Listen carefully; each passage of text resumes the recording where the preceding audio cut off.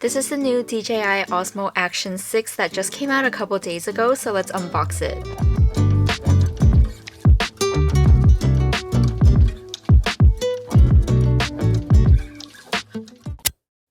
So I went with the standard bundle that basically comes with all this stuff on the box. I got the standard bundle on DJI's Amazon page and separately purchased extra batteries and an extra charging case because I wanted to get it before my trip next week and this was the only one available. I would have got the Adventure or Enhanced combo, but the estimated delivery was December. I did already take a look at the camera just to make sure like it turns on and that there was battery in there, but this is everything that's inside. Start with this, and then this is the camera. And the last thing, I already see the DJI sticker, but instruction manual and everything is here, and this is the really cool looking DJI sticker. For some reason, I really like this design. Let's see what we have. These are all the accessories. Charging cord, it is a USB-C to USB-C cable, just like the iPhones these days. Next one is the battery. I'm pretty sure this is the same battery that they use in the previous models of the Osmo Actions. It's called the Extreme Battery Plus, and I did get two more. This thing.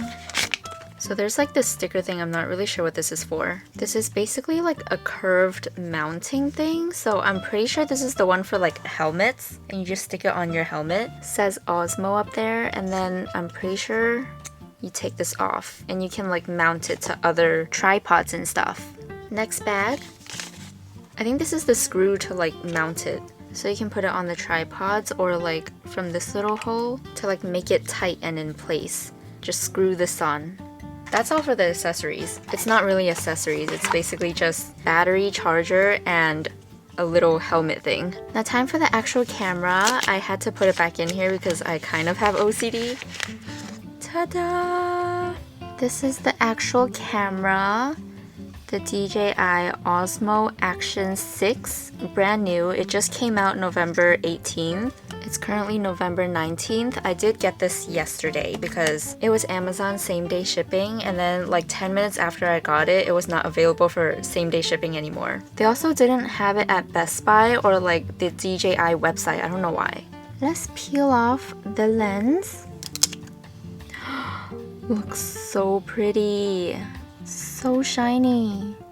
The back screen, you can't really see it because it's like really dark, but that's a light in front of me. Oh my gosh. So we have the big screen. The top is basically just the recording on and off button. The side, I'm not sure what QS means, but it's like the power button. And then there's also this thing that opens. Underneath is like the USB-C, so I'm pretty sure that's where you charge it. Or you can take out the battery and use the charging case. Other side is the label, and then there's also a little opening thing. So this is where the battery goes into, and then also a slot for SD card. Let's take out this thing. SD card goes in here, and then the battery. Bottom is for the magnetic mount, and that's how you connect it to the tripod. And then here's the front. It says Action 6. There's a big screen so you could see yourself filming. And then the camera lens with like some information about the camera lens. And that's basically it. Really simple camera. I'm gonna quickly unbox my accessories, so like these two batteries first. The most similar camera I have to this Action 6 is actually the GoPro Hero 7, which is like a really old model now. I got it back in like 2019, I believe, which has been a long time. It is now at Hero 13. I vlogged an entire LA trip using that in like 2022. Quick comparison, it looks pretty big compared to the Hero 7, but it's still a really small camera. But this one I can actually see when I'm recording myself, and this one I cannot. My two extra batteries, exactly the same as the one that came with the camera. Whenever I get a new camera, I cannot live with only one battery. This is the multi-functional battery case 2. This is like really good for trips, which is also the reason why I decided to have 3 batteries. This is basically a battery storage / charging case. Not sure if this thing has battery. I just plugged it in. I'm not sure what this means, but maybe it has no battery in this thing right now. The logo It's actually a really flat box. It's like literally the size of like a power bank for your phone. And speaking of power bank, it could actually act as a power bank for your iPhone or whatever phone you have. The plug is a USB-C, so if you plug it to your phone, it could actually charge your phone. Not sure if you can see it, but there's like 2 slots over there, and there's like a little symbol. You could actually store 2 micro SD cards. No wonder why it's called multifunctional. You can put 3 batteries in there to charge, you can store 2 micro SD cards, and you can use it to charge your phone. It's not even that big too. I'm not sure if it charges all at the same time or if it charges one before the other. So they're all not full. I'm gonna get a micro SD card and I'm gonna put it inside of here to see how it works. Not really sure how to put this in. SD card just sits in there. Now let's put the battery in and let's see how this works. The battery is so big compared to this camera. I'm gonna put in an SD card that I already have. Everything fits in there, and then let's close it. Okay, let's turn this on. Power button, just gonna hold it for like 2 seconds. Switch storage to SD card. I'm gonna confirm. This is how it looks like straight out of the box. And the other side, you can see yourself. There's like a little tutorial thing that's popping up. So basically, I already activated this last night. You're gonna need this DJI Mimo app, but it's really straightforward. Once you turn on the camera, it basically just tells you what you have to do. And then there was also an update that was available, so I just quickly did it, and it really only took like 2 minutes. Fresh out of the box, I guess it's at 1080p, 30 frames per second. If you swipe it up, there is like the quality. Bottom is frames per second.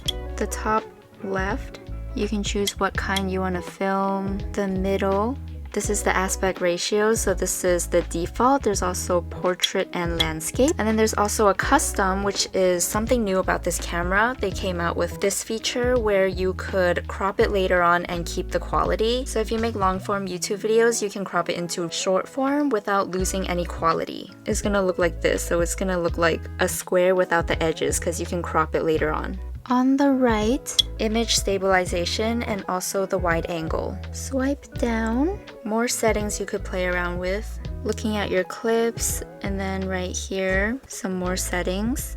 Also the pro settings. I need to figure out how to do this, but I have like some DJI little microphones, and apparently you could connect it to this camera, so if you don't like the quality of the audio, you could use the mics. I'm just gonna go over a little bit of information about this camera. It has a 1/1.1 inch sensor, which is a bigger sensor than the previous model. Aperture is f2.0 to 4.0, so it's better for low light. It's better for like nighttime filming. It's waterproof up to 20 meters without a case and 60 meters with a case. Subject tracking, slow motion, time-lapse, digital image stabilization options, built-in storage of 50 gigabytes, which is good for additional storage or if you forget to put in your SD card. I'll leave a link in the description of the actual comparison.